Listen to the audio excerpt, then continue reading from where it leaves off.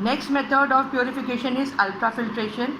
Now we all know that the colloid particles, they can pass through the normal filter paper because the size of the colloid is smaller than the pore size of the filter paper, so they can easily pass through it. So how can we prevent the colloids from passing through the filter paper?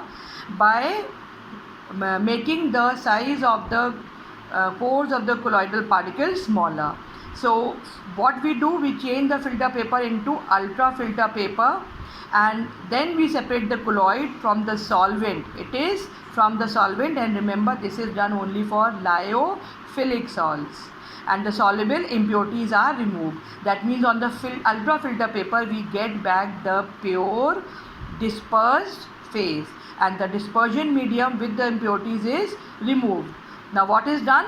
The pure dispersion medium is added to the dispersed phase on the filter paper, and it is directly vigorously shaken again, so that we get the lyophilic salt, and this is the reason why lyophilic salt can be purified by this method. Now how an ultrafilter paper can be prepared? The filter paper is soaked in Collidone. Collidone is a 4% solution of nitrocellulose, which is a mixture of alcohol and ether.